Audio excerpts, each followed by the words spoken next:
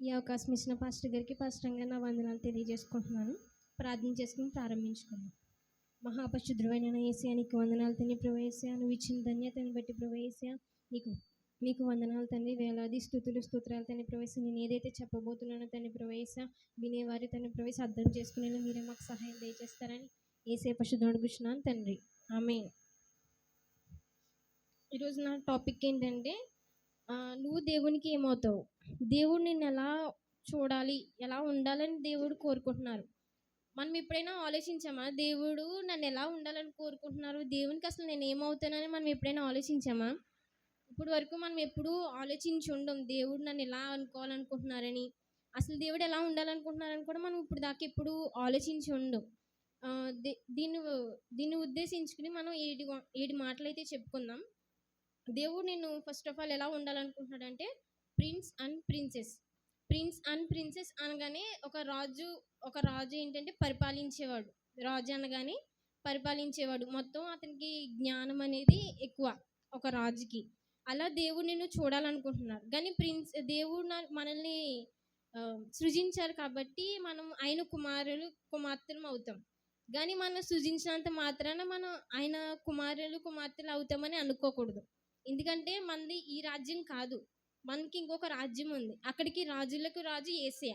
ఆ యేసయ్యకి మనం కుమార్తెలుగా ఉండాలంటే ఏం చేయాలి? గలతీయులకు రాసిన పత్రిక 3వ అధ్యాయం 26వ వచనం.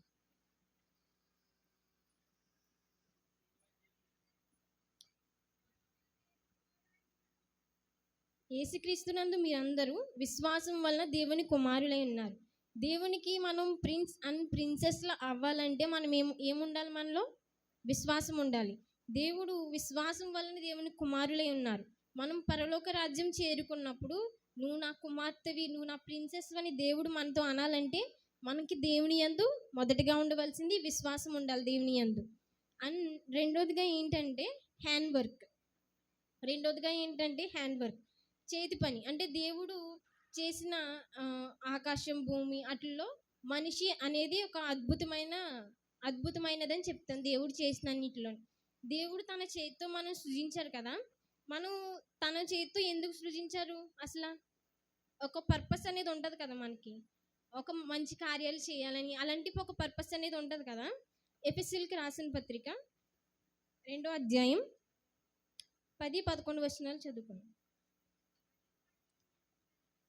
మరియు వాటి యందు మనం నడుచుకొనవలెనని దేవుడు ముందుగా స్థిరపరిచిన సత్క్రియలు చేయుటకై మనము యేసుక్రీస్తునందు సృష్టించబడిన వారమై ఆయన చేసి పైనే ఉన్నాము. మనం ఎందుకున్నాము? దేవుడు ఆయన చేతి ద్వారా మనల్ని ఎందుకు చేశారు? ఆయనలాగే మంచి పనులు చేయాలని. దేవుడు భూమి మీదకి వచ్చినప్పుడు చాలా అద్భుత కార్యాలు, ఆశ్చర్య కార్యాలు అయితే చేశారు కదా. ఆయన ఎంతో నిర్మలమైన మనసుతో ఉన్నారు కదా. గుడ్డు వారికి, చెవులు వారికి వాళ్ళందరినీ దేవుడు స్వస్థపరిచారు కదా. మనం కూడా ఆయనలాగా మనకిచ్చిన పర్పస్, మన భూమి మీదకి మన దేవుడు ఎందుకు సృజించారనే పర్పస్ మనం చేయడానికి, ఆయనలాగా మంచి పనులు చేయడానికి ఆయన చేస్తూ మనల్ని సృజించి ఉన్నారు. నువ్వు పరలోక రాజ్యం వెళ్ళినప్పుడు దేవుడు నిన్ను తన హ్యాండ్ వర్క్, నేను చెప్పిన పనంతా తన ఎందుమూలన అయితే నేను నా బిడ్డని నేను హ్యాండ్తో చేసుకున్నానో తన పని చేసి వచ్చిందని చెప్పే గర్వంగా చెప్పాలి యేసయ్య మనల్ని చూసి. అందుకనే దేవుడు మనల్ని హ్యాండ్ వర్క్తో సృష్టించారు. మనం నార్మల్గా కూడా చేతితో పని చేయాలంటే బాబోయ్ చేతులు లాగేస్తున్నాయి అని అన్నట్టుగా అనుకుంటాం కదా. మన మట్టితో మనల్ని చేశారు కదా దేవుడు, ఎంతో కష్టపడి. మన అద్భుతమైన క్రియ కదా. ఆయన మనకి ఏదైతే పర్పస్ ఉందో మనం అదంతా చేస్తున్నామా? మనం ఇప్పుడు వరకు అసలు మనం ఎందుకు పుట్టించారు, చర్చికి రావడం వెళ్ళిపోవడం అంతే తప్పు ఉంటాం. కానీ మనం మనల్ని ఎందుకు, మనం ఏ పని చేయడం కోసం దేవుడు మనం సృజించారనేది మనం ఎప్పుడూ ఆలోచించం. మనం దేవుడిలాగా మంచి పనులు చేయడానికి, దేవుడు మనకి ఇచ్చిన పర్పస్ని ఫుల్ఫిల్ చేయడానికి దేవుడు మనల్ని సృజించాడు. అండ్ మూడోదిగా వచ్చేసినప్పటికి ఏంటంటే టెంపుల్, దేవుని ఆలయం. టెంపుల్ అనగానే దేవుని ఆలయం. టెంపుల్లో ఏం చేస్తారు? వాళ్ళ దేవుణ్ణి పూజిస్తారు. మన దేవుని ఆలయం 1వ కొరింథీయులకు రాసిన పత్రిక 6వ అధ్యాయం 19-20 వచనాలు.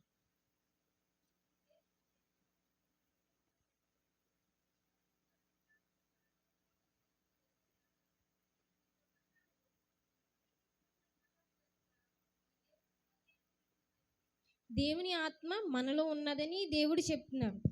మీ దేహము దేవుని వలన మీకు అనుగ్రహింపబడినది, మీలో నున్న పరిశుద్ధాత్మ ఆలయమై ఉన్నది మీరు ఎరుగరు, మీరు నా సొత్తు. మనం మనం మనం మనకి సంబంధించిన కాదు, మనం ఈ లోకానికి సంబంధించిన వాళ్ళమే కాదు, మనం దేవుని సొత్తు.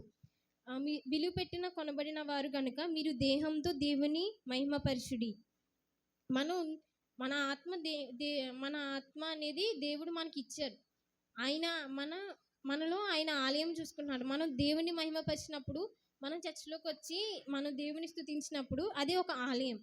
ఎవరైనా బయట గుడికి వెళ్ళినప్పుడు వాళ్ళు దేవుని స్తుతిస్తూ ఉంటారు. సో మనలో మనం దేవుని, మన దేహంతో దేవుని మహిమపరిచినప్పుడు దేవుని ఆత్మ మనలో ఉంటుంది. అందుకనే మనం దేవునికి ఆలయమై ఉన్నాం అని. 4వదికి వచ్చేసినప్పటికీ పవర్ అంటే శక్తి. అపొస్తలుల కార్యములు 1వ అధ్యాయం 8వ వచనం. అయినను పరిశుద్ధాత్మ మీ మీదకి వచ్చినప్పుడు మీరు శక్తి నందెదరు కనుక మీరు యెరూషలేములోను యూదయ సమరయ దేశములంతటను బూదిగంతముల వరకును నాకు సాక్షులైందురని వారితో చెప్పాను. మనం దేవునికి శక్తి అని ఎలా చెప్తామంటే, మనం దేవుని ఆరాధిస్తున్నప్పుడు, దేవుని స్తుతించినప్పుడు ఆయన పరిశుద్ధాత్మ మన మీదకి వస్తుంది. అప్పుడు మనం దేవుని శక్తిని మనం పొందుకుంటాం. ఆయన పరిశుద్ధాత్మ నీ మీదకి రావాలని దేవుడు కోరుకుంటున్నాడు, నువ్వు అలా ఉండాలని. నా పరిశుద్ధాత్మ నీ మీదకి వచ్చి అంత నిర్మలమైన మనసు నీకు ఉండాలని, ఆయన సాక్షిగా మనం ఉండాలని దేవుడు కోరుకుంటున్నాడు. మనం దేవుని యొక్క శక్తి ఎప్పుడైతే మనకి, దేవుడు మనల్ని సృజించారు కదా, మనం దేవుని ఎదుట మనం దేవుణ్ణి మహిమపరిచి ఆయనకి ఇష్టలుగా ఉంటే, నా బిడ్డ నాకు చెప్పింది చేస్తుంది అనే ఒక శక్తి, ఒక శక్తి అనేది ఆయనకి కలుగుతుంది. మనం ఎవరైనా మనం చెప్పింది చేసినప్పుడు నా మాట వింటుంది అనే ఒక ఆలోచనలో మనం ఉంటాం. దేవుని శక్తి కూడా మనం అలాగే అవుతాం. మనం ఆయన పరిశుద్ధాత్మను పొందుకున్నప్పుడే మనం ఆయన శక్తి అవుతాం. దేవుడు ఆయన శక్తి అవ్వాలని కోరుకుంటున్నారు, మనల్ని ఆయన శక్తి అవ్వాలని. 5వదిగా ఏంటంటే చూజన్ వన్ అంటే కోరుకునుట, ఏర్పరచుకునుట, ఎంచుకొనబడుట. మనం ఏదైనా బొమ్మల షాప్కి వెళ్ళామంటే మనకి ఇష్టమైందని చూస్ చేసుకుంటాం. దేవుడు కూడా నిన్ను చూస్ చేసుకునేలా మనం ఉండాలి. ఎలా ఉండాలి? 1 దశలోనికి రాసిన పత్రిక 1వ అధ్యాయం 4-5 వచనాలు. ఏలయనగా దేవుని వలన ప్రేమింపబడిన సహోదరులారా, మీరు ఏర్పరచబడిన సంగతి అనగా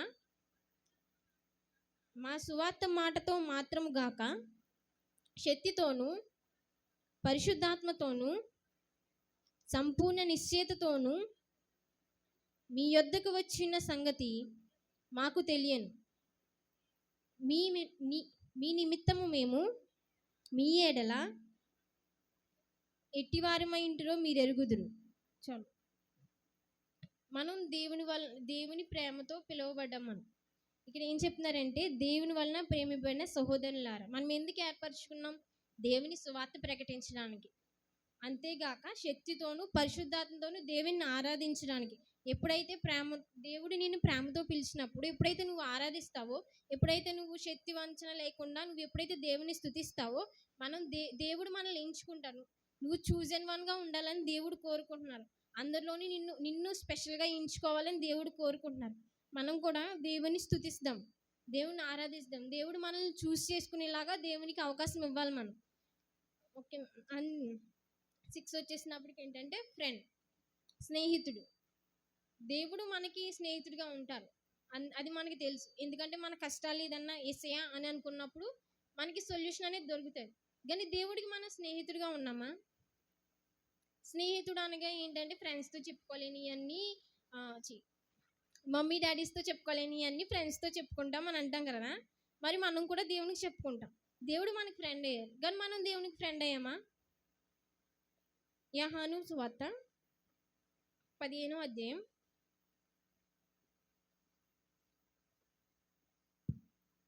13, 14, 15 వచనాలు చదువుతున్నాం. తన స్నేహితుల కొరకు తన ప్రాణం పెట్టేవాని కంటే ఎక్కువైన ప్రేమ గలవాడు ఎవడునూ లేడు. నేను మీకు ఆజ్ఞాపించిన వాటిని చేసిన ఎడల మీరు స్నేహితులై ఇందురు. చాలు. తన స్నేహితుల కొరకు ప్రాణం పెట్టేవానికంటే ఎక్కువైన ప్రేమ గలవాడు ఎవడూ లేడు. మన ఈ లోకంలో మన స్నేహితులు మన కోసం ప్రాణం ఇస్తారా? ఇవ్వరు కదా. మనల్ని ఎప్పుడెప్పుడు ముంచేయాలా అని చూస్తారు కొంతమంది అయితే. కానీ దేవుడు మన కోసం ప్రాణం ఇచ్చాడు. సిలువలో మన కోసం బలియాగం అయ్యారు కదా. అంతకంటే గొప్ప స్నేహితుడు ఎవరు ఉంటారు? మనకి దేవుడు స్నేహితుడు. కానీ మనం ఆయనకి స్నేహితులు ఎలా అవుతాం? ఆయన ఆజ్ఞాపించిన వాటన్నిటిని మనం చేసినప్పుడు ఆయనకి మనం స్నేహితులం అవుతాం.